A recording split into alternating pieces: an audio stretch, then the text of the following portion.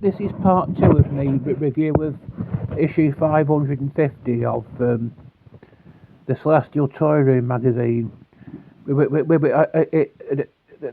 first it was going to be could be all one review, but I've had to divide it into two parts now because the first part, the filming got stopped accidentally. But these are the results of the Doctor Appreciation Society series polls. I don't need to.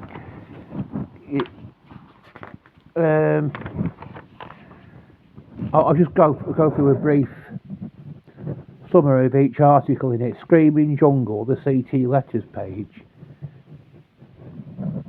The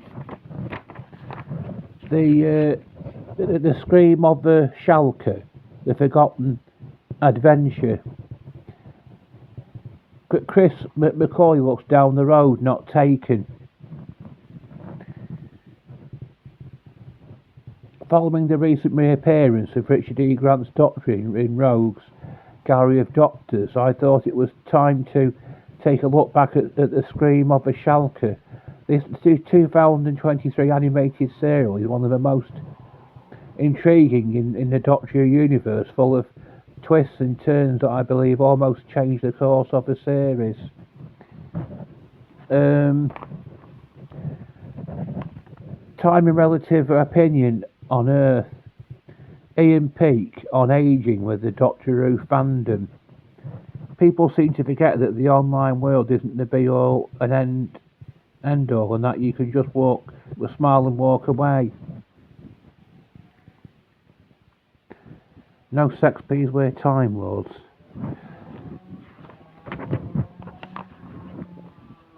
All I ask for is that they keep the show running for another 30 years, and deep down I think they will. School report. People's name, the Doctor. Number inform.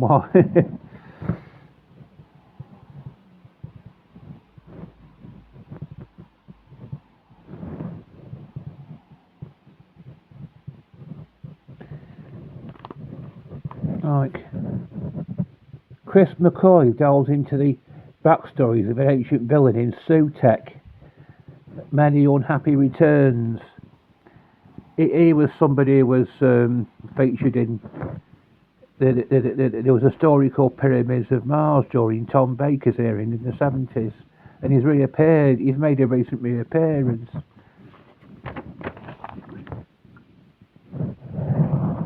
We got Sutek in print. The voice of a god. The enduring legacy of Sutek. There's a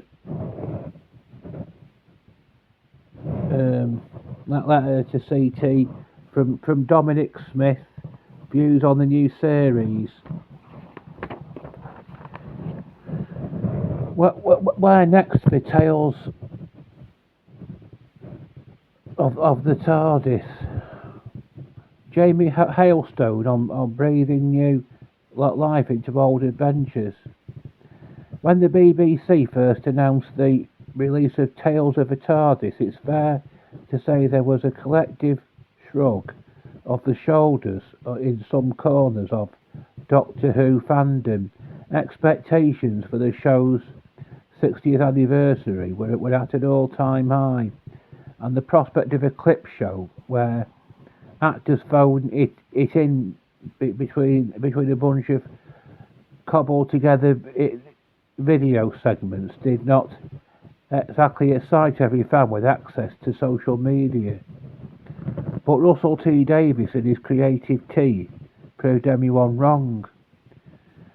Tales of a TARDIS was a triumph. It helped reintroduce some classic adventures to a whole new audience, create some much longed for character moments for the likes of Joe Grant, the Fifth Doctor and Ace, but it also ended up playing an integral part in the new series, with the 15th Doctor and Ruby Sunday revisiting Pyramids of Mars. He is a clever chap, that Russell. He had it all figured out from the start. If a current doctor can talk about an old story to a companion, then all bets are off, nothing is off limits.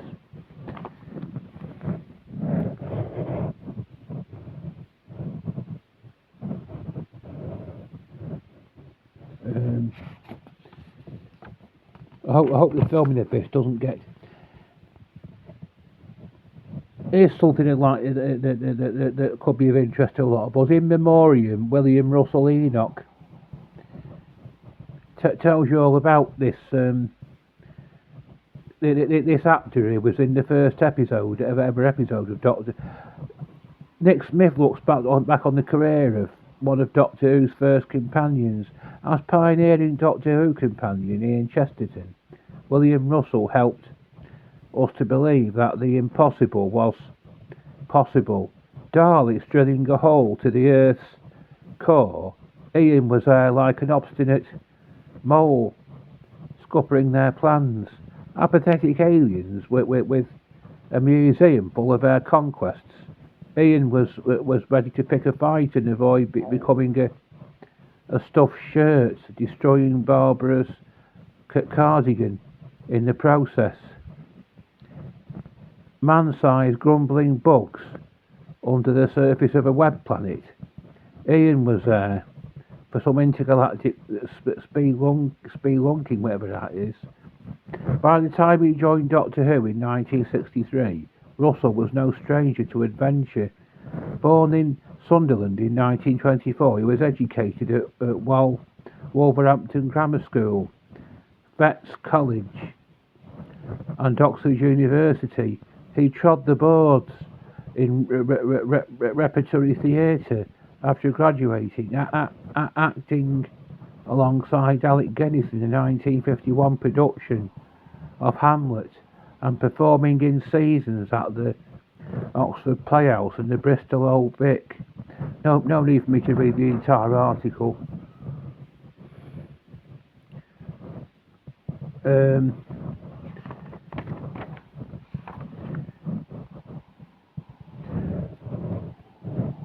Remembering Russ, that's his she's Carol Ann Ford. She was his co-worker. Because in the first episode, there was a young girl called Susan Foreman who was attending this Coal Hill school, and they thought that these two of the teachers decided there was something mysterious about her, and they wanted to investigate. And it ended up with them following her to the junkyard where she lived with her grandfather, who was a doctor. And once they burst away into the TARDIS, that was it. That's where it all started to get underway, because they wouldn't believe his story about them both being time travellers, and they were having none of it. But it was proven to them that it wasn't false, because they got whisked backward in time to the time of the cavemen. Following William Russell's death, Celestial Toyroom reached out to actors who had worked with him in Doctor Who. Here they share their memories. Carol Ann Ford. She was a female teacher. Barbara, who burst into this TARDIS. The first time I met Russ was during a press call for the first season of Doctor Who. It was the first time we were all together with Russ, Jackie and Bill Hartnell. He was such a gorgeous man in every way. Not only was he incredibly good looking and very charming, but he was a real gentleman. But I'm not going to read the entirety of this, but Maureen O'Brien, Peter Purves, Janet Fielding, they were all his co-workers. So Sophie Aldred. I have two distinct memories of William Russell.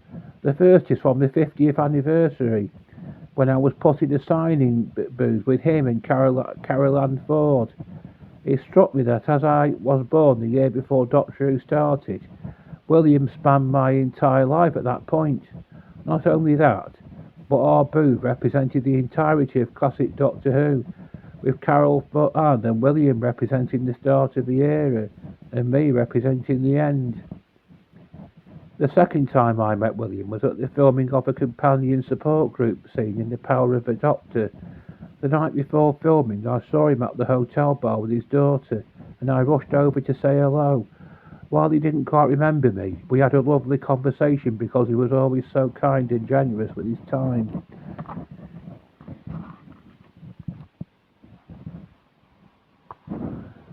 Right, there's the TARDIS library. We've been given access to the Doctor's collection of literature from across time and space. This month we're reading Steve Claringbold on the definitive overview of a Hartnell era. That's William Hartnell. He was the first of the actors to play the Doctor. A must for anyone who wants to know more about the history of the show.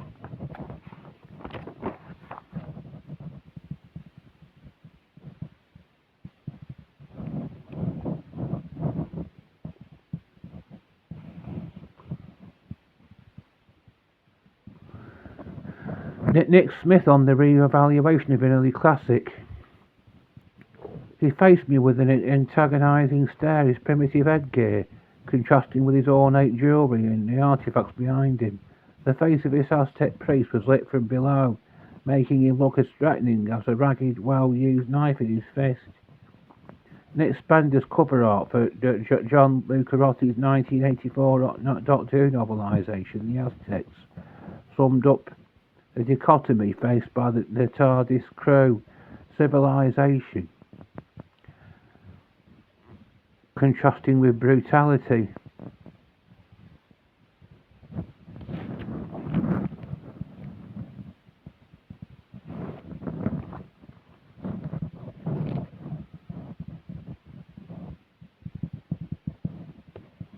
This is not a book for fans who have the Aztecs enshrined as a perfect historical. Chris McCauley on a new look at an old favourite.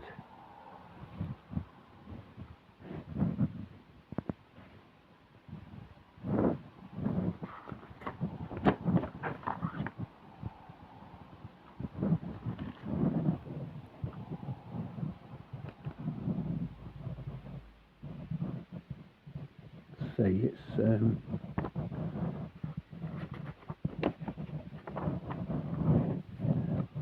what shines in particular is Cut's writing for the Doctor and Ruby. Doctor Who caged. Jackie Green discovers what the Doctor and Ruby get up to off screen.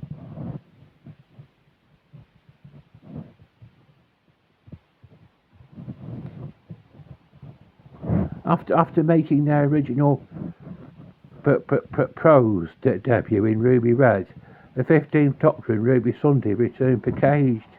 The novel is written by Una McCormack, a familiar face in the new series of adventures, and someone who was hit upon a simple but interesting concept for Caged. Are aliens ever abducted by aliens, and if they were, would anyone believe their story? The story begins with the Doctor and Ruby landing on a remote and nameless world which is home to a species who look like large guinea pigs. These beings lead a happy and quiet life, safe in their belief that they are alone in the universe. Well, all except for young Chirachar, who frequently watches the stars in the sky, unable to shake the feeling that there must be more out there.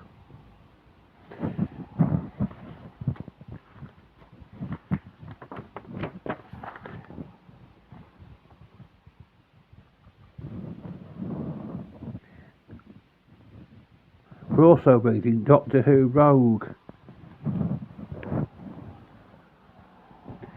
Hot off the heels of its television broadcast, the Doctor and Ruby's Regency romp has rapidly been inaugurated into the beloved Target collection.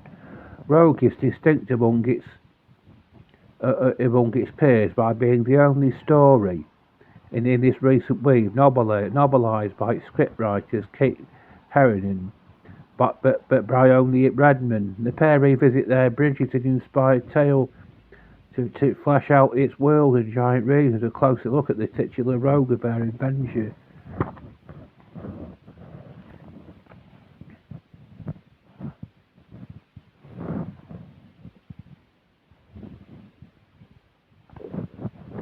Coordinator's Corner.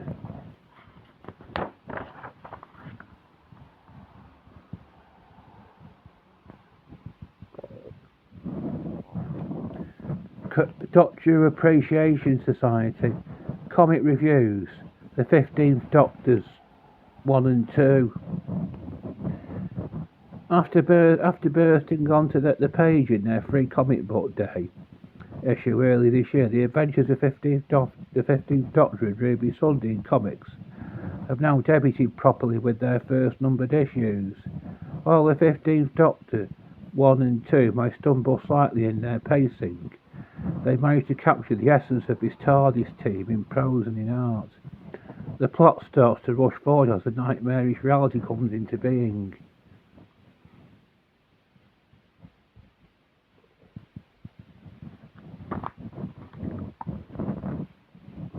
The consequences of this rushing spill over into the second issue, which devotes itself.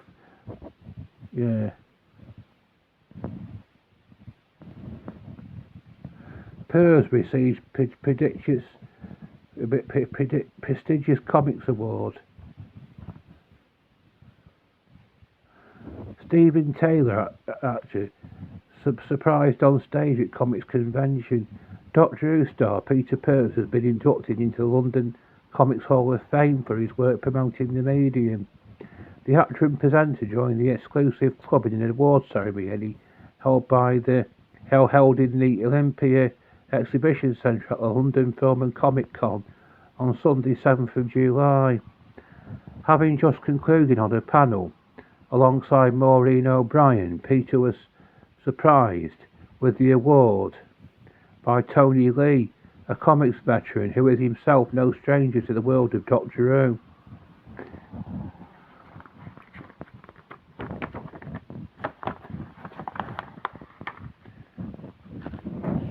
Doctor Who, the Ultimate box sets. Richard Walter reports on some desirable German Doctor Who DVDs and Blu-rays.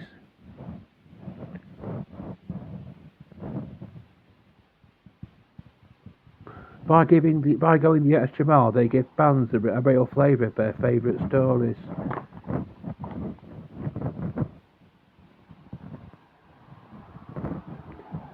Plenty of colourful illustrations in this week's. We play the contest again, Time Lord. Steve Claringhold reviews the animated reinvention of the Celestial Toymaker. When the teaser trailer for the Celestial Toymaker first dropped, I largely saw complaints about it online. The criticism was largely about the animation, with the 3D style looking quite different to anything that had been produced before. I started to think that I'd watched a different trailer to the majority, as the teaser did exactly what it should in getting me excited about the release. After several months, the new animation is out, but was it worth the wait? The story itself is the same as it ever was.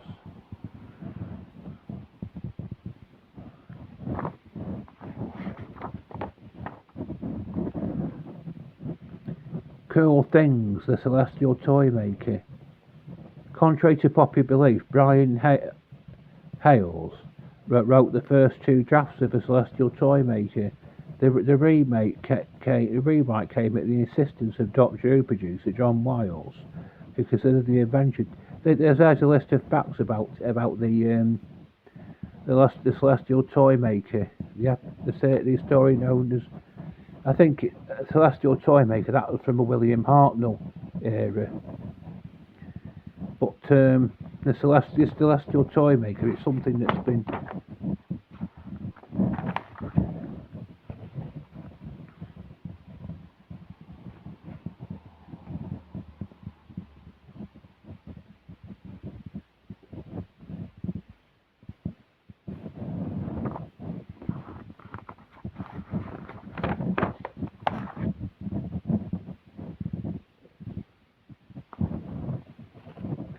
The Panopticon Archives.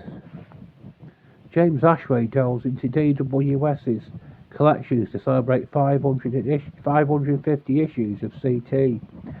Well, here we are, after 49 years, countless words and almost a dozen doctors later, the good ship Celestial Toyroom has made it to its 550th issue. Of course, that's not just down to me. By my count, that there have been 45 editors of this particular fanzine, including myself. This is not to mention the numerous writers, artists, production staff, and executive members who've contributed their time and effort to make Celestial Toyroom the longest running Doctor Who fanzine in the world. To mark this momentous occasion of 550 issues, I've cracked open the DWAS archives to show you some of what's been produced since 1975.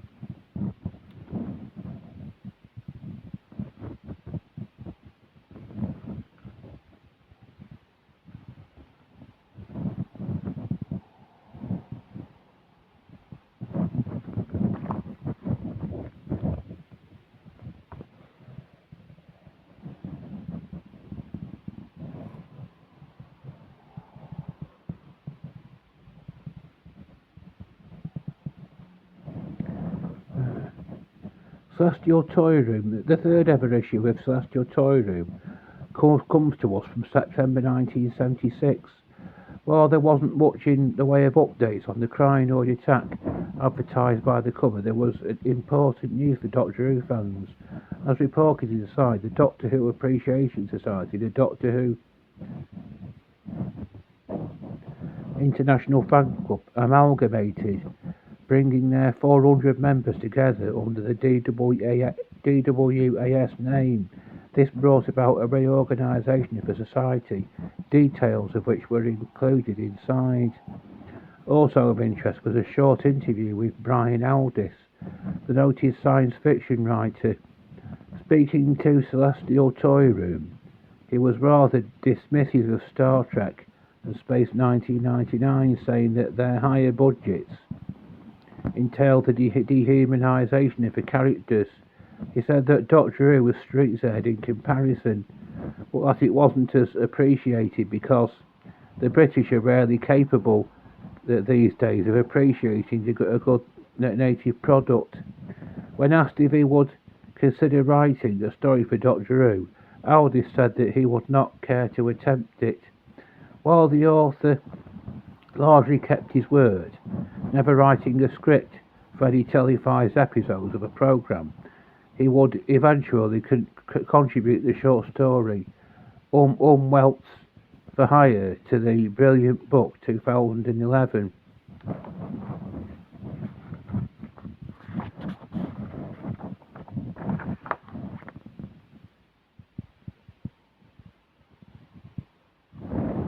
There's some called stuff in this issue. I've got a surprise. I've got a surprise at the end of all this. I've got a surprise for you all. Celestial Toyroom 210. Jumping forward over a decade, we arrived at Celestial Toyroom issue 210 from September 1994.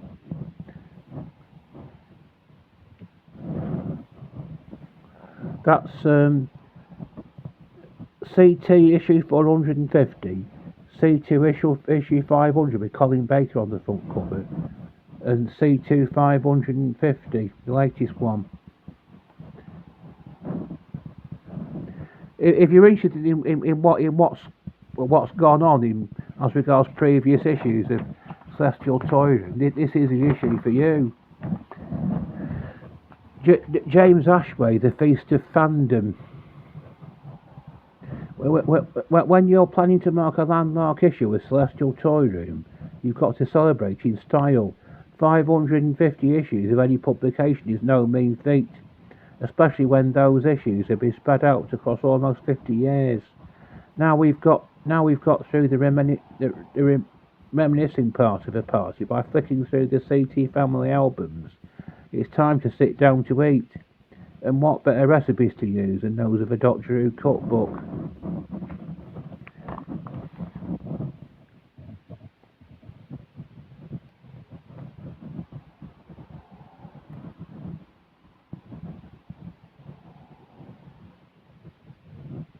After a bit of blending and some simmering, the Southwestern Gallifrey corn soup can be made in about 30 minutes, and probably less if you had made it before.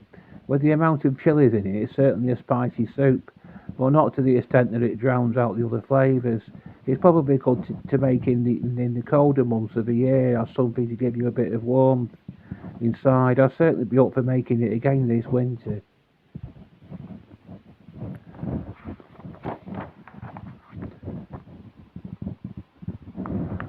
Time to face the music. There's plenty. There's time to face the music. George Harper went on a musical odyssey at the Royal Albert Hall. It could take me all day to do a proper to do a. Or Silurian for flesh from stalking the Isles.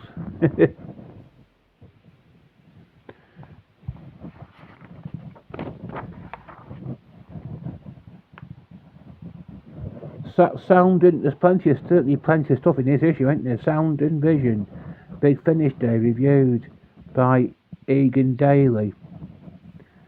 Early one quiet morning in June, a strange phenomenon materialised around London's illustrious Cadogan Hall, a cube wrapped around the perimeter of a concert hall, populated by eager aficionados. A small dog surveys the congregation, followed by a perplexed elderly lady. "Who's going on today?" she asked a man sporting an unusually long scarf for June. "It's Big Finish Day," he answers with valour. "Why, of course it is."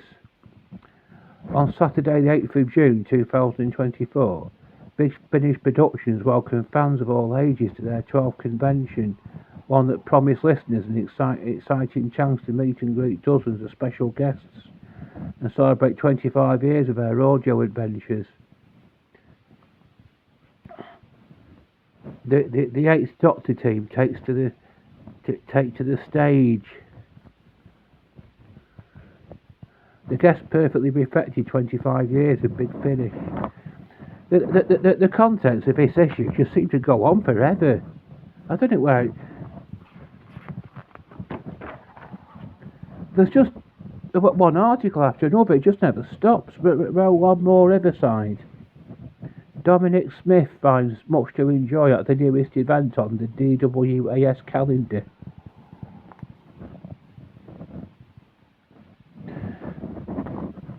I'm not going to read very much of this. If you want to read it, here's Time with Tom. Two of CT's artists report back on their trip to see the Fourth Doctor at a moment in time in Time with Tom. This is art credit. Tom Baker, who's actually 90 now.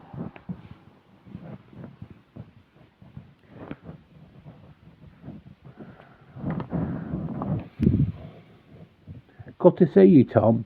It's good to be seen. Take my arm. So of course I did. And there he was, Tom Baker, unbelievably making an appearance for his fans at the grand old age of 90. The occasion was a moment in time organised by Cygnus Alpha Events. At Tom Baker's request, the historic Mermaid Inn, which has had customers ranging from Elizabeth III and First and Shakespeare to Judi Dench and Johnny Depp, made for a suitably grand venue in the heart of picturesque Rye, which couldn't have looked lovelier on Sunday, Saturday, 20th of July. Tickets for the event were limited to just 50, with attendees being selected by entering a draw or tombola.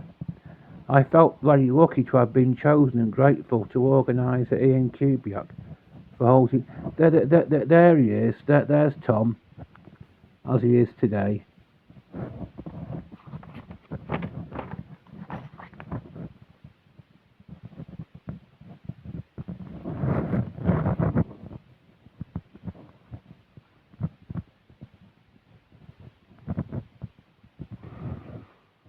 On Saturday, 20th of July 2024, I was lucky to win the opportunity of a lifetime. It was a ticket to meet an actor who was cemented in many minds as a doctor, and the one celebrity I have always wanted to meet. Yep, I was to spend time with Tom Baker.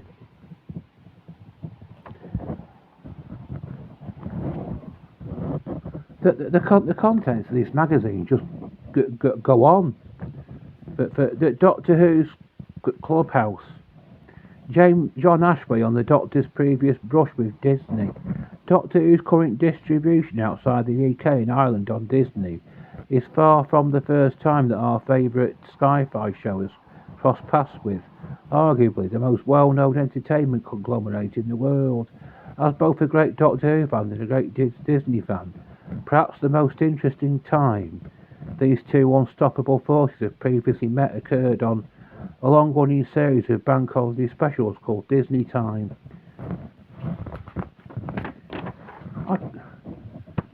There's a Zygon there. A Zygon. The first Doctor Who video I ever bought was Terror of the Zygon. For a Disney fan, the line-up of clips are a fascinating look at the company's output in the 70s. I'll tell you this.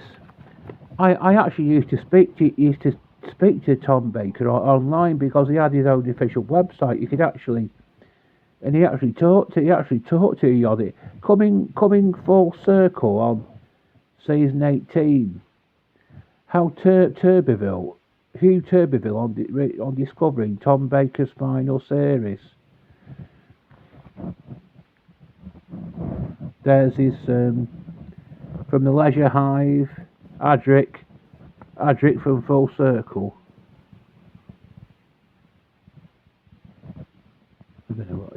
To Warriors Gate and beyond. There he is. There's Tom. The contents. I can't believe how much material there is in this magazine. It just goes on forever. Time and liminal dimensions I think I'm going to end it at this point and do a part 3. That's